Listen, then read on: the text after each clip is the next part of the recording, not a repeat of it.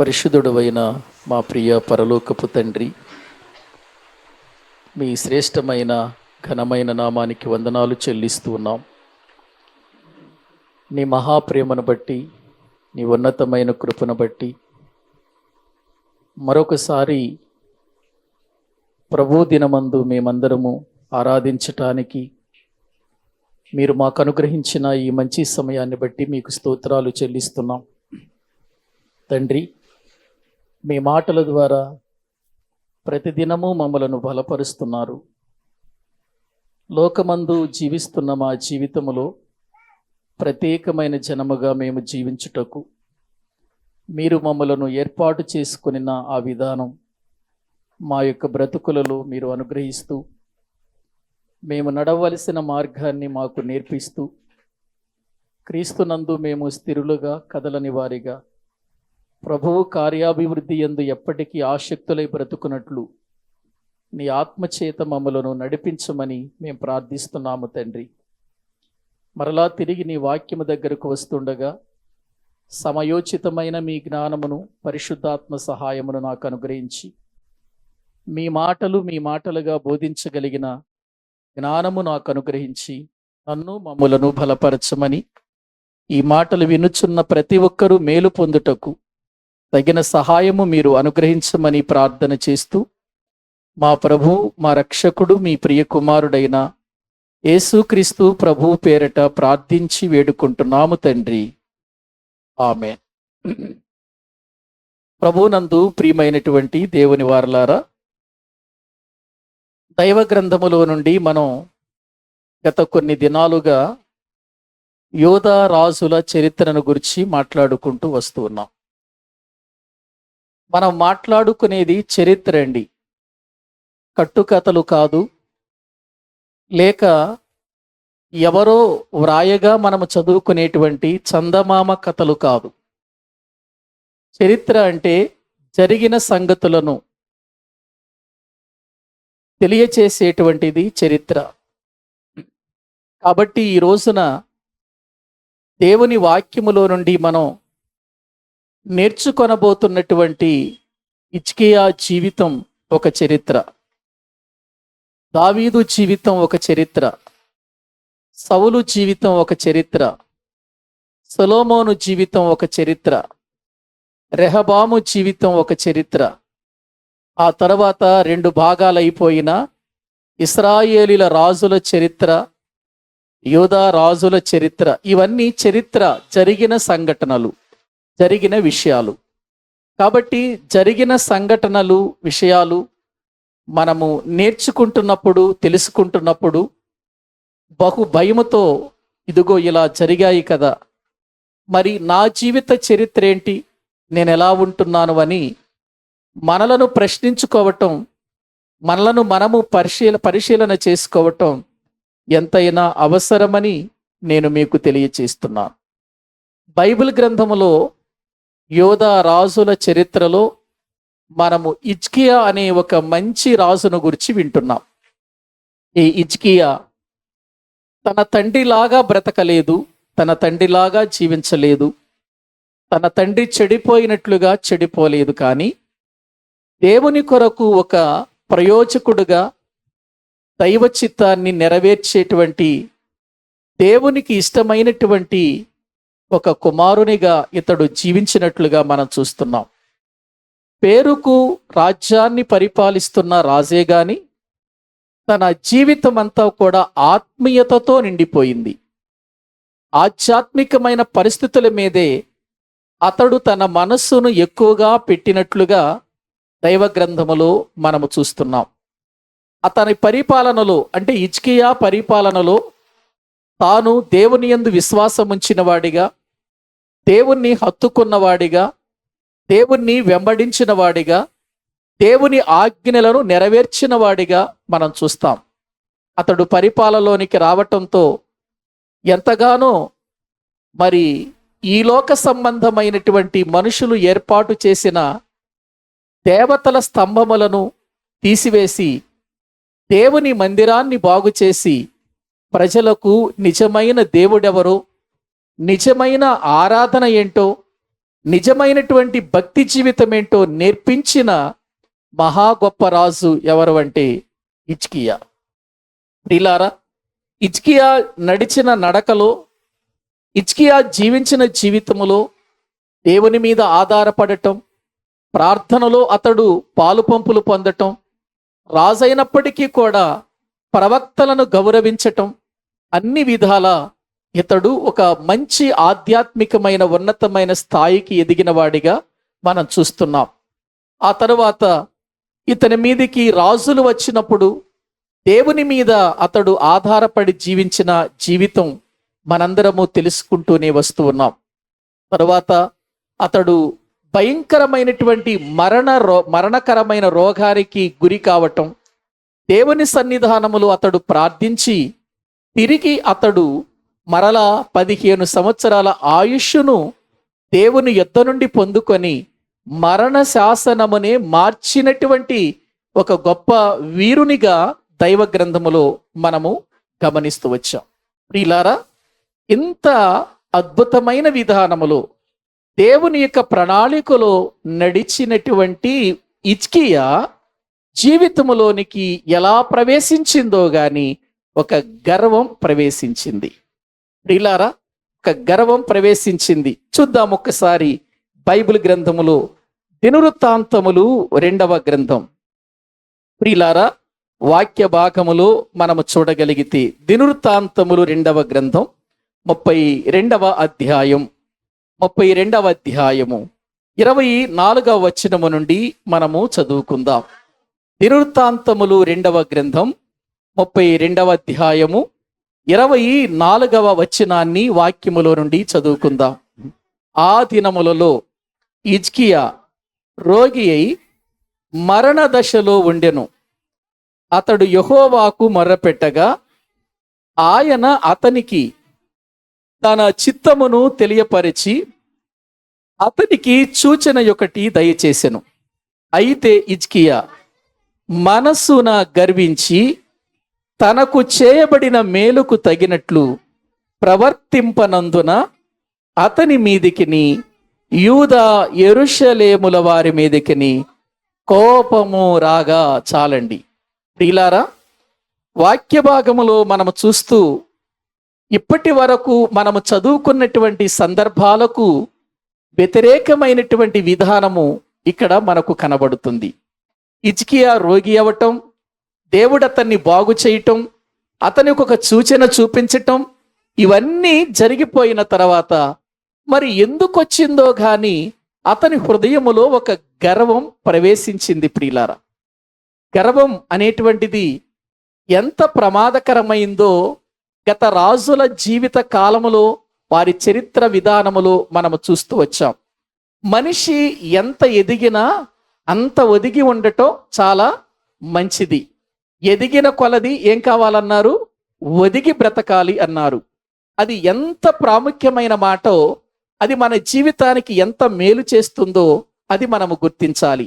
అది డబ్బు విషయంలోనే కానివ్వండి, ఆస్తుల విషయంలోనే కానివ్వండి, ఆధ్యాత్మికమైన విషయంలోనే కానివ్వండి, ఎక్కడ ఏ విషయంలో కూడా గర్వం అనేది మనలోనికి రాకూడదు.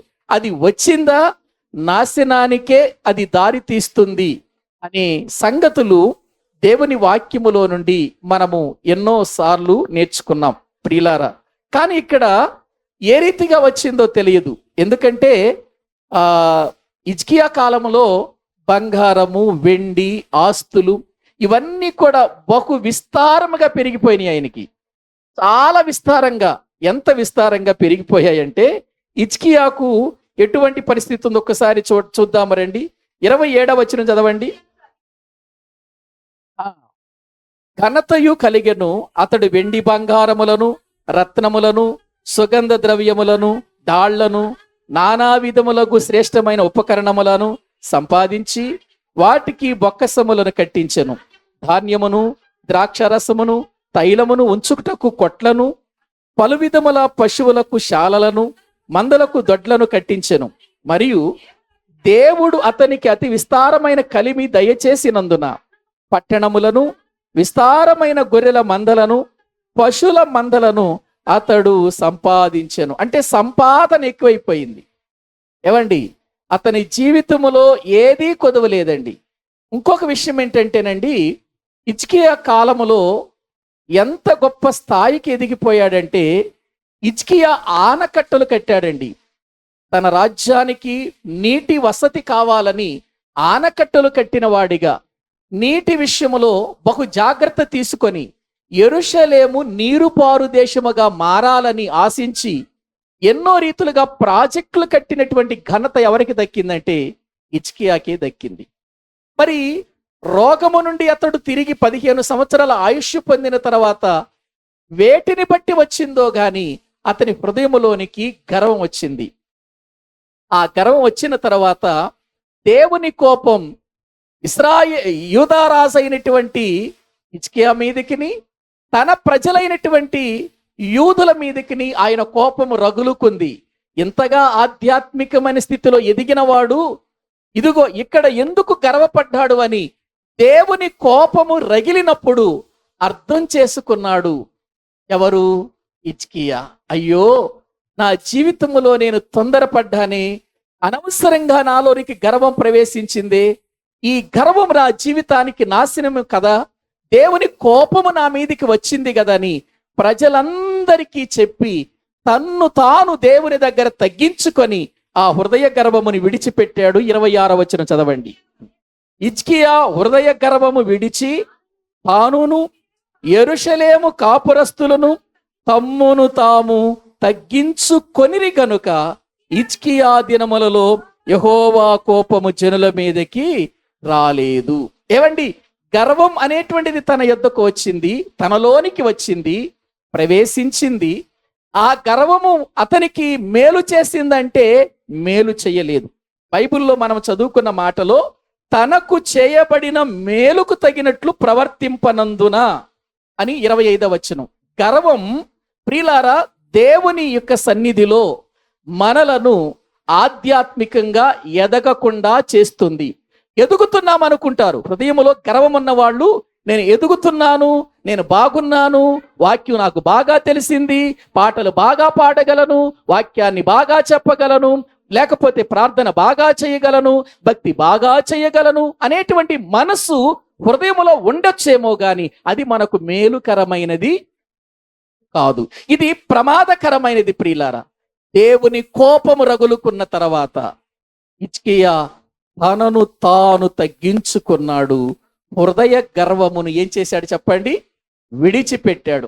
ఇప్పటి వరకు మనము చెప్పుకున్న రాజులలో గర్వపడిన వారిలో గర్వముని విడిచిన వాడు ఎవరు కనబడుతున్నారు మనకు? హిజ్కియా కనబడుతున్నాడు. ఇక్కడ నేనేం చెబుతానంటే, గర్వము రావటం మానవ నైజం, గర్వముని విడిచిపెట్టి తగ్గించుకోవటం దైవ నైజం.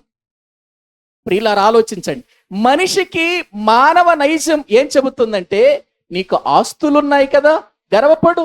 నీకు మంచి స్థాయి ఉంది కదా, గర్వపడు. చదువు ఉంది కదా, ఏంటి నీ స్థానం గొప్పది కదా.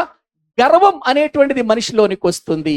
కానీ ప్రియులారా, దైవ నియమం మనలో ఉన్నప్పుడు ప్రియులారా, మానవ నైజాన్ని బట్టి వచ్చే గర్వం మన ఆధ్యాత్మికమైన జీవితాన్ని నాశనం చేస్తుందని తెలుసుకొని జాగ్రత్త పడితే, గర్వాన్ని విడిచిపెడితే అది మనకు దీవెనకరముగా మిగులుతుంది.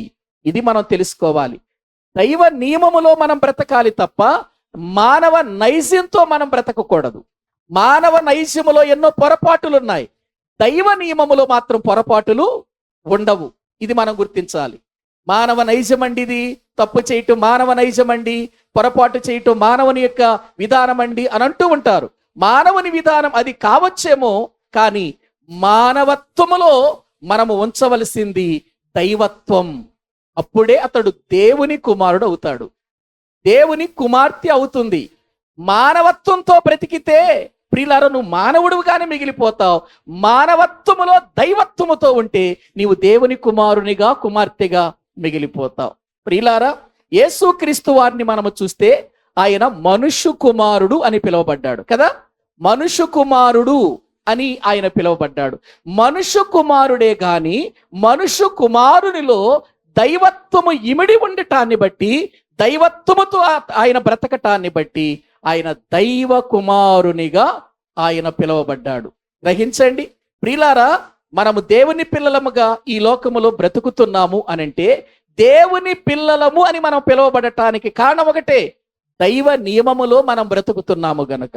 మానవ నైజములోనే, మానవుని యొక్క బ్రతుకులోనే లోకస్తులకున్నట్లుగా మనలో గర్వం, మనలో అసూయ, మనలో ద్వేషం, మనలో పగలు ఇవన్నీ ఉన్నాయి అనుకోరండి, అతడు మానవత్వము ప్రియులారా మానవత్వము కలిగిన మనిషి అవుతాడు తప్ప దైవత్వము కలిగిన వాడు కాడు. అందుచేత మనము దేవుని సన్నిధిలో బ్రతుకుతున్న మనం మానవ నైజములో దైవత్వం అనేది మనము ఇమిడి ఉంచుకోగలిగితే మిగిలినవన్నీ మనలోనికి రావు. పగరాదు, ద్వేషం రాదు, అసూయ రాదు, కక్ష రాదు, కార్పణ్యం రాదు, ఇవన్నీ రావు. ఎప్పుడు మనలో ఏమున్నప్పుడు? దైవత్వం ఉండాలి ప్రియులారా, దైవత్వం ఉండాలి. కనుక ఇక్కడ వాక్య భాగములో మానవ నైజంగా ఇదిగో హిజ్కియా జీవితములోనికి గర్వం ప్రవేశించింది గాని వెంటనే దేవుని కోపము రగలగాని ఏం చేశాడు? తనను తాను తగ్గించుకొని అతడు హృదయ గర్వమును ఏం చేశాడు? విడిచిపెట్టాడు అని వాక్యములో మనము చూస్తుంటున్నాం. నిజంగా గర్వం ఉన్న వాళ్ళు తొందరగా దాన్ని విడిచిపెట్టడం చాలా కష్టమండి, విడవలేరండి. ఒక్కసారి గర్వం మనిషిలోనికి ప్రవేశించిందంటే ఆ గర్వం విడిచిపెట్టడం చాలా కష్టం. కానీ హిజ్కియా విడిచిపెట్టాడు అనంటే హిజ్కియా జీవితములో అక్కడ వ్రాయబడింది, తనను తాను తగ్గించుకున్నాడు. నా జీవితం ఏ పాటిది, నేను ఏ పాటి వాడను, నేను ఈ స్థాయిలో ఉండటం దేవుడిచ్చిన భాగ్యం కదా, ఈ పరిస్థితుల్లో ఉండటం దేవుడిచ్చిన కృప కదా. ఇదిగో దేవుడు గర్వాన్ని అణుచే రోజు ఒకటి రాబోతుంది. అప్పటి వరకు నేను ఉండకూడదు, నా గర్వాన్ని విడిచిపెట్టి నేను దేవునిలో తగ్గించుకొని బ్రతుకుతాను అని అనుకొని జీవితములో దేవుడిచ్చినటువంటి ఆ సంపద, ఆ ఆస్తంతటిని బట్టి అతడు ఎక్కడ గర్వము రాకుండా తనను తాను కాపాడుకున్నట్లుగా మనము చూస్తున్నాం. ఇలా కాపాడుకుంటూ జీవితాన్ని కొనసాగిస్తూ వెళుతున్నటువంటి హిజ్కియా దగ్గరకు అతని రోగము తగ్గిపోయింది గనుక ఒక్కసారి పలకరిద్దామని బబులోను రాసు కానుకలను, పత్రికలను హిజ్కియా దగ్గరకు పంపిస్తాడండి. హిజ్కియా దగ్గరకు పంపిస్తాడు. ప్రియులారా, ఆ పంపించినటువంటి బబులోను రాజు ఎప్పుడైతే కానుకలను, ఆ పత్రికలను పంపిస్తాడో వెంటనే హిజ్కియా ఆ వచ్చినటువంటి వారందరికీ కూడా తన రాజ్యములో ఉన్న వాటన్నిటిని కూడా చూపిస్తాడు. రండి, ఇదిగో ఇది నా ధాన్యాగారం, ఇదిగో ఇది నా యొక్క కొట్లు, ఇది నా యొక్క గృహం, ఇది దేవుని మందిరం, ఇది దేవుని యొక్క కానుకలు ఉండేటువంటి మొత్తాన్ని, వెండి బంగారాలు మొత్తాన్ని కూడా ఆ రాజుకు చూపిస్తాడు. ప్రియులారా, ఎప్పుడైతే అది చూపిస్తాడో ప్రవక్త అయిన యెషయా గారికి ఈ విషయం తెలిసి ఇప్పుడు హిజ్కియా దగ్గరకు వస్తాడు. వచ్చి అడుగుతాడు, హిజ్కియా, నీ దగ్గరకు వచ్చిన మనుషులు ఎవరు? వారు నిన్ను ఏమడిగారు? నువ్వు వారికి ఏ సమాధానం చెప్పావు అని చెప్పినప్పుడు హిజ్కియా చెబుతాడు. ఒకసారి చూద్దాం రండి ఆ మాటలు. రాజులు 2వ గ్రంథం, రాజులు 2వ గ్రంథం కానీ యెషయా గ్రంథంలో కానీ ఆ మాటలు ఉంటాయి. రాజులు 2వ గ్రంథం 20వ అధ్యాయం 12వ వచనము నుండి చదవండి. రాజుల 2వ గ్రంథం 20వ అధ్యాయం 12వ వచనం. ఆ కాలమందు బబులోను రాజును బలదాను కుమారుడునైన బెరోదక్బలదాను హిజ్కియా రోగి అయ్యుండిన సంగతి విని పత్రికలను, కానుకను అతని యొద్దకు పంపగా హిజ్కియా దూతలు వచ్చిన మాట విని వారిని లోపలికి రప్పించి తన నగరునందేమి, రాజ్యమందేమి కలిగిన సమస్త వస్తువులలో దేనిని మరుగు చేయక తన పదార్థములు గల కొట్టును, వెండి బంగారములను, గంధవర్గములను, పరిమళ తైలమును, ఆయుధశాలను, తన పదార్థములలోనున్న సమస్తమును వారికి చూపించెను. పిమ్మట ప్రవక్త అయిన యెషయా రాజైన హిజ్కియా యొద్దకు వచ్చి, ఆ మనుషులు ఏమనిరి? నీ యొద్దకు ఎక్కడి నుండి వచ్చిరి అని అడుగగా హిజ్కియా బబులోనను దూరదేశము నుండి వారు వచ్చి ఉన్నారని చెప్పాను. నీ ఇంటిలో వారేమేమి చూచిరని అతడు అడుగగా హిజ్కియా నా పదార్థములలో దేనిని మరుగు చెయ్యక నా ఇంటిలోనున్న సమస్తమును నేను వారికి చూపించి ఉన్నాను అనెను. చాలండి. ఇప్పుడు హిజ్కియా దేవుని సన్నిధిలో బ్రతుకుతున్నాడు, దేవుని కొరకు బ్రతుకుతున్నాడు, దైవ ప్రణాళికలో బ్రతుకుతున్నాడు. హిజ్కియా జీవితంలో అతడు రోగము నుండి స్వస్థత పొందిన వాడిగా బ్రతుకుతున్నాడు. ఇటువంటి పరిస్థితుల్లో పక్క రాజు, బబులోను రాజు తన యొక్క దూతలను హిజ్కియా దగ్గరికి పంపించాడు. మీరు వెళ్ళి హిజ్కియా బలహీనుడై మళ్ళీ స్వస్థత పడ్డాడట, ఒక్కసారి పలకరించరండి, అతడు బాగుపడటం నిజంగా చాలా గొప్ప విషయం, కాబట్టి మీరు వెళ్ళి కొంత కానుకలు కూడా అతనికి ఇచ్చిరండి అని బబులోను రాజు ప్రియులారా హిజ్కియా యొద్దకు తన దూతలను పంపించాడు. బబులోను రాజు ఎవరు? ఒక అన్యరాజు. హిజ్కియా ఎవరు? దేవుని చేత ఏర్పాటు చేయబడిన దేవుని ప్రజలకు రాజు కదా అండి. ఇప్పుడు అన్యరాజు వచ్చాడండి. అన్యుడు తన ఇంటికి వచ్చినప్పుడు హిజ్కియా చేసిన పని ఏంటంటే, తనకు కానుకలు తీసుకొచ్చారు, చక్కగా నాకు పలకరించటానికి వీళ్ళందరూ కూడా పత్రికలు తీసుకొచ్చి నా దగ్గరకు వచ్చారు, కాబట్టి నా రాజ్యములో ఉన్నవన్నిటిని కూడా చూపిద్దాం అని చూపించాడు. చూపించిన తర్వాత హిజ్కియా ఈ విషయాలన్నిటిని కూడా చూపించిన తర్వాత ప్రియులారా జరిగిన విషయం ఏంటంటే, ఇదిగో యెషయా ప్రవక్త వచ్చి వారందరికీ నువ్వేం చెప్పావయ్యా, ఆ వచ్చిన వారు ఏం అడిగారు అని అంటే హిజ్కియా చెప్పాడయ్యా, నా దగ్గరకు వచ్చిన వాళ్ళు బబులోను దేశం నుండి వచ్చారు, వాళ్ళు నా ఇంటికి రాగానే నాకు కానుకలిచ్చి నన్ను ఎంతగానో వారు పలకరించటానికి వచ్చారు, అందుకు నేను ఎంత చూపించాను అని అంటే, ఇదంతా చూపించటం తర్వాత సంగతి, ఏ రాజుకైతే నువ్వు చూపించావో ఆ రాజే నీ దేశాన్ని తీసుకొని పోబోతున్నాడు, ఇదిగో ఈ దేశాన్ని భయంకరంగా నాశనం చేయబోతున్నాడు అని యెషయా గారు చెప్పినట్లుగా మనము చూస్తూ ఉన్నాము. చూడండి ఒక్కసారి యెషయా గారు చెప్పినటువంటి విషయం 19వ వచనం 18వ వచనం చదవండి. మరియు నీ గర్భమందు 17 కూడా చదవండి అమ్మా. 17 వచ్చు దినములలో ఏమీయూ మిగలకుండా నీ నగరునందున్న సమస్తమును నేటి వరకు నీ పితరులు సమకూర్చి దాచిపెట్టినదంతయును బబులోను పట్టణమునకు ఎత్తికొని పోబడునని యెహోవా సెలవిచ్చుచున్నాడు. ప్రియులారా గమనించండి, ఇక్కడ ఇప్పుడు ఇశ్రాయేలు పట్టణాన్ని ఎవరు ఎత్తుకుపోయారు? అష్షూరు రాజు ఎత్తుకుపోయాడు కదా. వాళ్ళు దేవుని మాట విననందువలన, ఇశ్రాయేలీ రాజులలో ఒక్కడు కూడా దేవునికి ఇష్టము కానందువలన దేవుడు ఇజ్రాయేలు రాజ్యాన్ని ఎవరి చేతికి అప్పగించేశాడు? అష్షూరు రాజుకు అప్పగించేశాడు. ఇప్పుడు దేవుడు యూదా రాజ్యములో ఎంతో మంది చెడిపోయిన వాళ్ళు ఉన్నారు ఏవండి. ఇక ఈ యొక్క హిజ్కియా తర్వాత కూడా దేవునికి వ్యతిరేకంగా జీవించిన రాజులే మనకు కనబడతారు.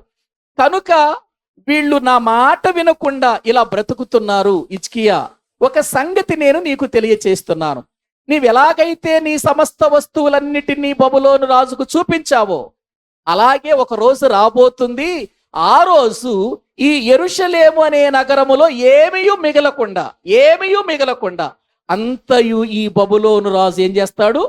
ఎత్తుకొని పోతాడు. ఎటువంటి పరిస్థితి కలుగుతుందంటే 18వ వచనం చదవండి. మరియు నీ గర్భమందు పుట్టిన నీ పుత్ర సంతును బబులోను రాజు నగరునందున్న నపుంసకులుగా చేయుటకై వారు తీసుకొని పోవుదురు. చూడండి ప్రియులారా, ఎంత జరగబోయే విషయాన్ని చెబుతున్నాడో. యెషయా గారు చెబుతున్న విషయాలన్నీ జరగబోతున్నాయి. ఇదిగో నీ యొక్క రాజ్యములు, నీ పుత్ర సంతును, రాజకుమారులను ఇదిగో బబులోను రాజు తీసుకెళ్లిపోయి వాళ్ళని నపుంసకులుగా చేస్తాడు. చేయలేదా?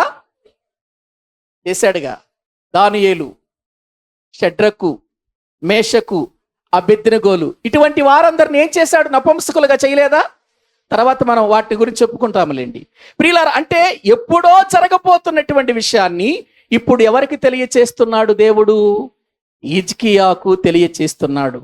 ఆ మాటలు మాట్లాడుతున్నప్పుడు హిజ్కియా అన్నాడు, రాజా, ఇది నా కాలములో జరగకుండా ఉంటే మేలు కదా అని అడుగుతాడు. ఒక్కసారి చూడండి ఆ మాటలు కింద మనం 19వ వచనం. అందుకు హిజ్కియా, నీవు తెలియచేసిన యెహోవా ఆజ్ఞ చొప్పున జరుగుట మేలే.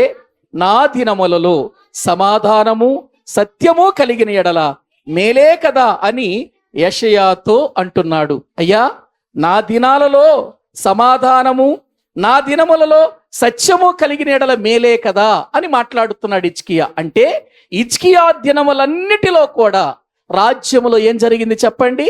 సత్యము, సమాధానం, మేలు జరిగాయండి.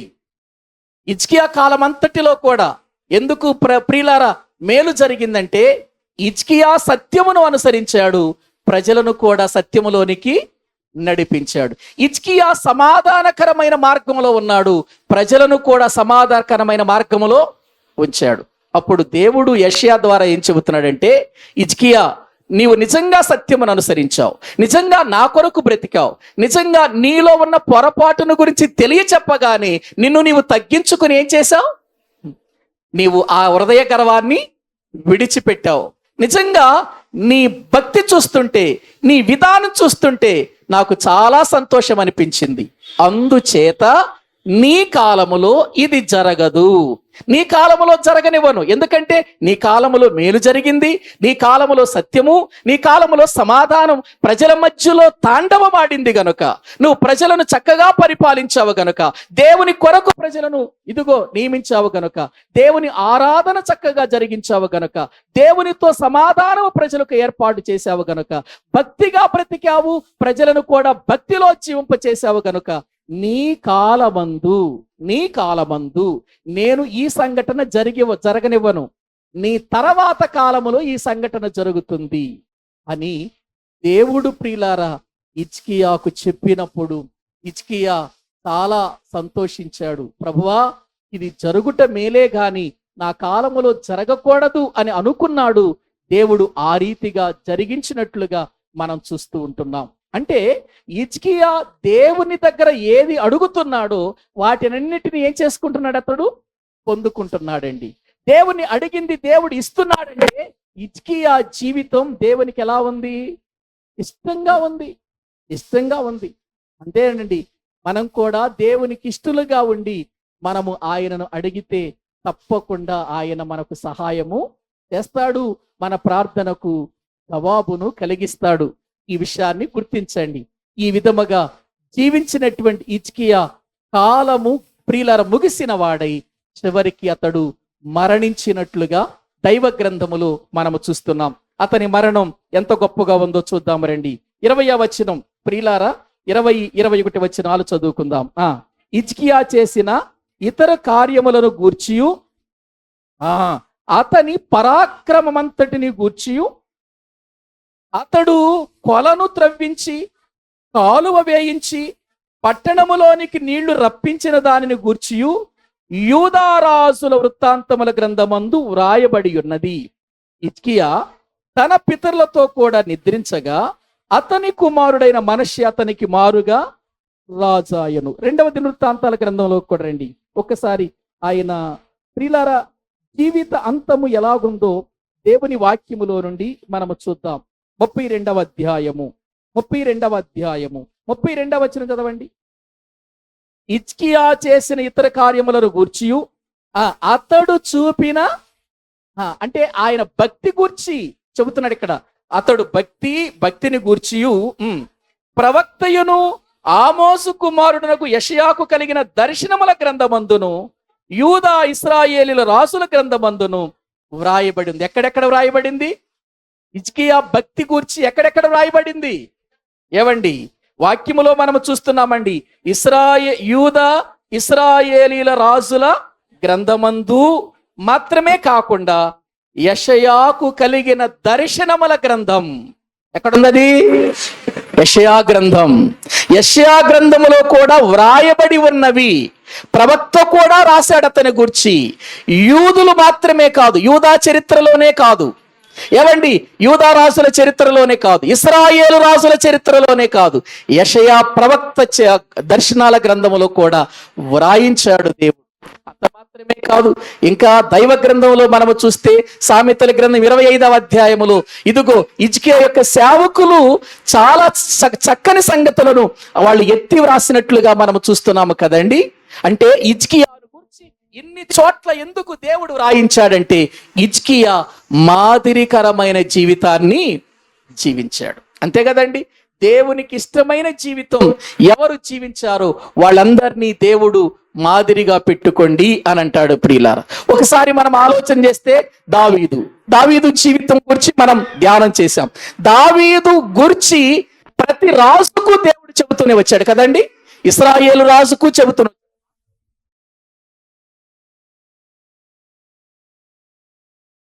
లేదు అన్నాడు ప్రవర్తింపని వారితో, ప్రవర్తించిన వారితో అతడు దావీదు వలె దేవునికి యథార్థమైనటువంటి జీవితాన్ని జీవించాడు అని దావీదును మాదిరిగా చూపిస్తూ వచ్చాడు. అటు ఇశ్రాయేలీలకు గాని ఇటు యూదులకు గాని ఎవరిని మాదిరిగా చూపిస్తూ వచ్చాడు? ఎందుకు దావీదును ప్రతి రాజుకు ఎందుకు జ్ఞాపకం చేస్తూ వచ్చాడు? దావీదు జీవితం మాదిరి కలిగిన జీవితం, దావీదు దేవునికి ఇష్టమైన జీవితం కలిగిన వాడు, దేవునికి ఇష్టమైనటువంటి కార్యాలు చేసిన వాడు, దేవుని ఉద్దేశాన్ని నెరవేర్చిన వాడు, దేవుని ప్రణాళికలో బ్రతికినవాడు. అదే విధంగా ఇక్కడ యూదా రాజులలో హిజ్కియాను గురించి కూడా వ్రాయబడింది. ఏమని వ్రాయబడింది? యూదా రాజులలో ప్రియులార హిజ్కియాను గురించి వ్రాయబడింది. తర్వాత ప్రియులార ఇశ్రాయేలు రాజులలో హిజ్కియాను గురించి వ్రాయబడింది. ప్రవక్త యెషయా ప్రవక్త దర్శనముల గ్రంథములో కూడా ఎవరి గురించి వ్రాయబడింది? హిజ్కియా భక్తిని గురించి వ్రాయబడింది. అంటే మనకేం ప్రియులారా, లాస్ట్కి చివరిగా దేవుడు స్టేట్మెంట్ ఇస్తూ అతని జీవితాన్ని గురించి మాట్లాడుతూ చెప్పినటువంటి విషయాలండి. అతని భక్తిని గూర్చి అని వ్రాసాడు. ఆ తరువాత ప్రియులారా వ్రాసిన దేవుడు అతడు నిద్రించిన తర్వాత 33వ వచనం చదవండి. హిజ్కియా తన పితరులతో కూడా నిద్రించగా జనులు దావీదు సంతతి వారి శ్మశాన భూమి యందు కట్టబడిన పై స్థానమందు, ఏ స్థానమందు? పై స్థానమందు ఎందుకు అతన్ని పాతిపెట్టిరి? పై స్థానములు ఎందుకు పాతిపెట్టిరి? ఏవండి చెప్పుకోవాలి హిజ్కియాను గురించి, హిజ్కియా భక్తిని గురించి జనులు చెప్పుకోవాలి. పై స్థానమందు అతన్ని పాతిపెట్టిరి.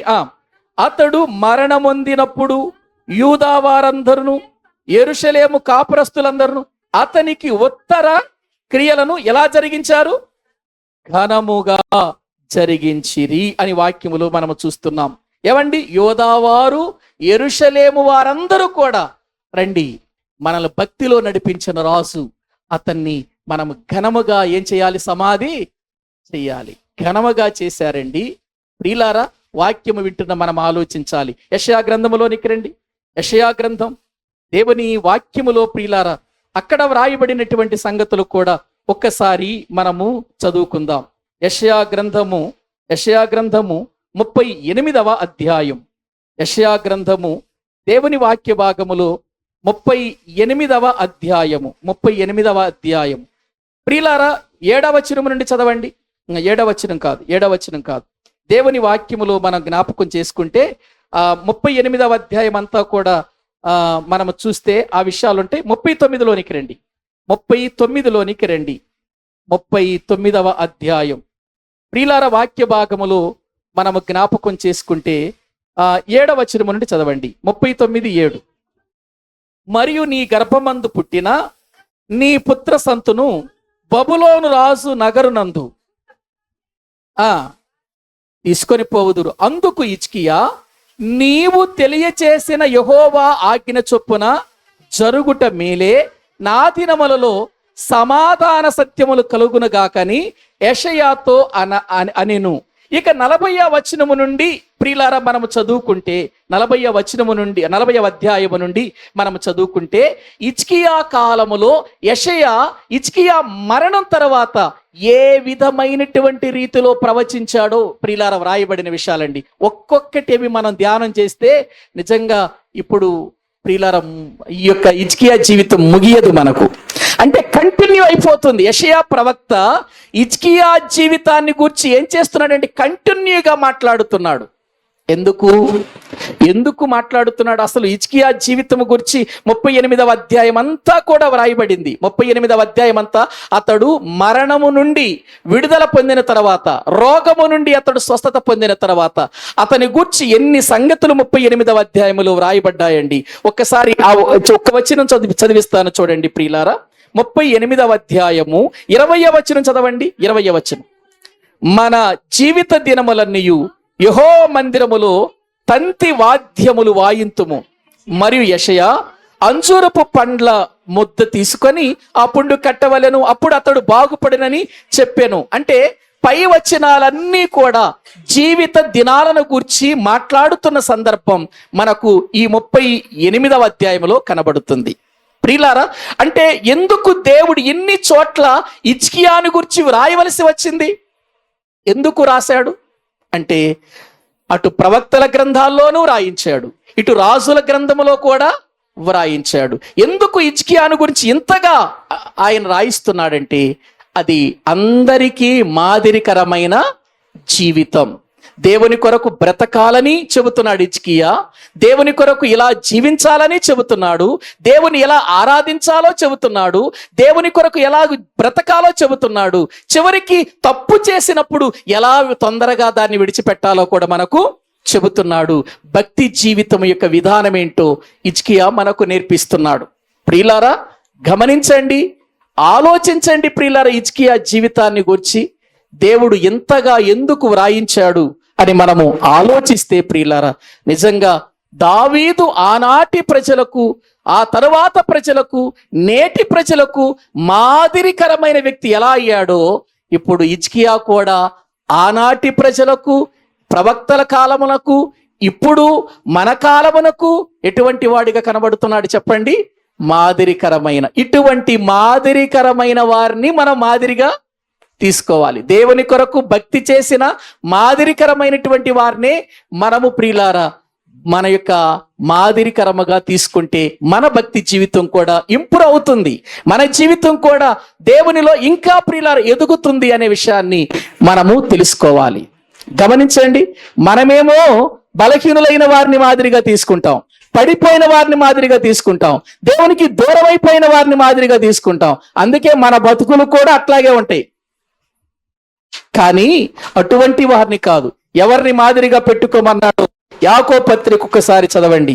బైబిల్ గ్రంథములో మనం చూడగలిగితే యాకోబు పత్రిక 5వ అధ్యాయం 10వ వచనం చదవండి. నా సహోదరులారా, ప్రభువు నామమున బోధించిన ప్రవక్తలను శ్రమానుభవమునకును ఓపికకును మాదిరిగా పెట్టుకొనుడి. సహించిన వారిని ధన్యులను కొనుచున్నాము కదా. మీరు యోబు యొక్క సహనమును గూర్చి వింటిరి. ఆయన ఎంతో జాలియు కనికరమును గలవాడని మీరు తెలుసుకొని ఉన్నారు. చూడండి అక్కడ, నా సహోదరులారా, ప్రభువు నామమున బోధించిన ప్రవక్తలను శ్రమానుభవమునకును ఓపికకును మాదిరిగా పెట్టుకోండి. సహించిన యోబున్నాడే, ఇదిగో మీరు మాదిరిగా పెట్టుకోండి. దేవుని కొరకు బ్రతికిన ప్రవక్తలు ఉన్నారే, వారు చెప్పిన మాటలను మాదిరిగా పెట్టుకోండి, వాళ్ళు బ్రతికిన బ్రతుకును మాదిరిగా పెట్టుకోండి. ఇప్పుడు ఒక ప్రవక్త అయిన యెషయా ఎవరిని గూర్చి చెబుతున్నాడు అనంటే, ఒక రాజు అయిన హిజ్కియాను గురించి చెబుతున్నాడు. ఎందుకు చెబుతున్నాడు? మీరు అతనిని మాదిరిగా పెట్టుకొని బ్రతకండి. రాజయ్యాడు, రాజుగా పరిపాలించాడు, రాజ్యాన్ని పరిపాలించాడు, అధికారములో ఉన్నాడు. కానీ ఆధ్యాత్మికతను మాత్రం ఏం చేయలేదు, అతడు విడిచిపెట్టలేదు. దేవుని చేత భక్తిపరుడు అని అనిపించుకున్నాడు. ఎవరు?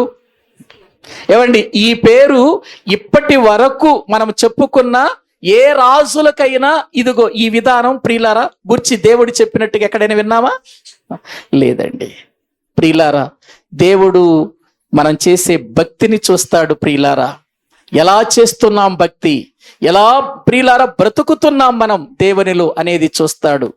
మన భక్తి సరిగా లేనప్పుడు దేవుడు మన జీవితాలు కూడా ప్రజల ముందు పెట్టడానికి ఇష్టపడడు. మన భక్తి బాగున్నప్పుడే ప్రజల ముందు దేవుడు దానిని మాటి మాటికి పెడతాడు. ఇదిగో పలానా వ్యక్తిని జ్ఞాపకం చేసుకోనండి, ఆ వ్యక్తి చూడండి ఎలా భక్తిగా బ్రతికాడు. పలానా ప్రవక్తను జ్ఞాపకం చేసుకోనండి, ఆ వ్యక్తి చూడండి ఎలా నా కొరకు బ్రతికాడు. ఇలాంటి ప్రియుల విషయాలు దేవుడు చెబుతాడు. మరి ఈ రోజున మన భక్తి జీవితాన్ని గురించి దేవుడు సాక్ష్యం ఇవ్వగలడా? నేను భక్తి చేస్తున్నానండి, నేను కూడా భక్తి పరుణ్ణేనండి, నేను కూడా భక్తి పరురాలనేనండి అని ఒకవేళ మనం అనుకోవచ్చు. అనుకున్నంత మాత్రాన దేవుడు ప్రియులారా మనల్ని మనం అనుకున్నంత మాత్రాన ప్రజల ముందు పెట్టడు. మన భక్తి ఎవరికి నచ్చాలి? ముందు దేవునికి నచ్చాలి. మన భక్తి దేవునికి ఇష్టంగా ఉండాలి. అప్పుడు మన భక్తిని గురించి తీసుకుని వెళ్ళి దేవుడు ప్రజల ముందు పెట్టి, ఇదిగో ఈ నా కుమారుని చూడండి, ఈ నా కుమార్తెను చూడండి, నా కొరకు ఎలా బ్రతికిందో, ఎలా జీవించిందో అని ప్రియులారా మాదిరిగా పెడతాడు. ఇప్పుడు నేను చెబుతున్నాను, మనము దేవుని మార్గములో మాదిరికరమైన వారమేనా, లేక లోక సంబంధమైన వాటిలో మన మాదిరికరమైన వారిగా ఉన్నామా? ఆలోచించాలి. ఇక్కడ దైవ గ్రంథాన్ని మనము చూసినట్లయితే హిజ్కియా మరణించిన తరువాత అతని సంతతి వారంతటిలో కూడా ఎక్కడ నిలిపారు చెప్పండి? పై స్థానమందు ఉంచారు అని అంటే ప్రియులారా, అతడు భక్తిలోనూ పై స్థానములోనే ఉన్నాడు, ప్రజల మధ్య కూడా పై స్థానములోనే ఉన్నాడు. అందుకే అతని సమాధి ఎలా చేశారు? ఘనముగా చేశారండి. బైబిల్ గ్రంథములో ప్రియులారా క్రొత్త నిబంధనలో స్తెఫనును సమాధి గురించి మాట్లాడుతూ ఒక మాట అన్నారు, చదవండి, ప్రార్థన చేసుకుందాం. ప్రియులారా అపోస్తుల కార్యముల గ్రంథం చూడండి. అపోస్తుల కార్యముల్లో స్తెఫను మరణాన్ని గురించి వ్రాయబడిన మాట వ్రాయబడింది. అక్కడ ఒక వాక్యములు 8వ అధ్యాయము 2వ వచనం చదవండి. భక్తి గల మనుషులు స్తెఫనును సమాధి చేసి అతని గురించి బహుగా ప్రలాపించారు. ఎవరు చేశారండి స్తెఫను సమాధి? భక్తి గల మనుషులు. అంటే ఇప్పుడు స్తెఫనును సమాధి చేయటానికి భక్తి గలవారు వచ్చారు అని అంటే స్తెఫను ఏమయ్యాడు? భక్తి గలవాడయ్యాడు. భక్తి గలవాడు గనుకనే భక్తి గలవారు వచ్చారు. అతని సమాధి ఎవరు చేశారు? భక్తి గలవారే చేశారు. ఏమండి, ఇక్కడ హిజ్కియా యొక్క సమాధి కూడా అందరూ యెరూషలేములో ఉన్న వారందరూ ప్రియుల రాజ్యములో ఉన్న మనుషులందరూ వచ్చి ఘనముగా అతన్ని సమాధి చేశారు. అంటే ఎంతో సంతోషంగా, ఎంతో ఆనందంగా తన ముందు మాదిరి ఉంచి వెళ్ళిపోయిన హిజ్కియాను వాళ్ళు జ్ఞాపకము చేసుకున్నట్లుగా దైవ గ్రంథములో మనము చూస్తున్నాం. ప్రియ దేవుని పిల్లలారా, అంటే ఘనముగా బ్రతికాడు, ఘనమైన భక్తి చేశాడు, ఘనమైన మరణాన్ని పొందాడు. అంతే కదా? యెహోవా భక్తుల మరణము ఆయన దృష్టికి విలువ గలది. చచ్చిపోతే అట్లా చచ్చిపోవాలండి, మరణిస్తే అట్లాంటి మరణం పొందాలి మనం. ప్రియులారా, విలువైన మరణం పొందాలి. విలువలేని మరణం ఎందుకు? విలువైన మరణం అంటే దేవుడు మెచ్చుకునే మరణం. అటువంటి మరణం మనం పొందితే నిత్య జీవములో దేవునితో కూడా ఉండటానికి అవకాశం ఉంటుంది. ప్రియులారా, హిజ్కియా రాజుగా యూదా రాజ్యాన్ని పరిపాలించాడు. కానీ ప్రియులారా, అతనిలో మొదటి నుండి చివరి వరకు కూడా మనకు భక్తి సన్నివేశాలే కనబడుతున్నాయి తప్ప ఒక రాజుగా అతడు ఎక్కడైనా ప్రియులారా నేను రాజును అనేటువంటి అతిశయం ఎక్కడైనా అతని జీవితంలో కలిగిందా? కలగలేదండి. ఎందుకో వచ్చింది చిన్న గర్వం, వెంటనే దేవుని కోపం వచ్చింది, వెంటనే ఏమైపోయాడు? లోబడిపోయాడు దేవునికి? తగ్గించుకున్నాడా? అయ్యో ఇది నా హృదయంలోనికి వచ్చింది, ఇక మళ్ళీ రానివ్వకూడదు అనుకుని విడిచిపెట్టేశాడు. అందుకే దేవునికి నచ్చాడు. ప్రియులారా, పొరపాటు అనేది మనలో ఎప్పుడైనా జరగొచ్చేమో గాని ఆ పొరపాటును తొందరగా విడిచిపెడితే అది దైవ లక్షణం. దాచుకుంటే అది దైవ లక్షణం కాదు. అతిక్రమములు దాచిపెట్టువాడు వర్ధిల్లడు, వాటిని ఒప్పుకొని విడిచిపెట్టువాడు కరికరం పొందుతాడు. అటువంటి విధానములు బ్రతకటానికి మనలను మనము దేవునికి అప్పగించుకుందాం. తలలు వంచండి, ప్రార్థన చేస్తాం. అందరూ కూడా తలలు వంచినట్లయితే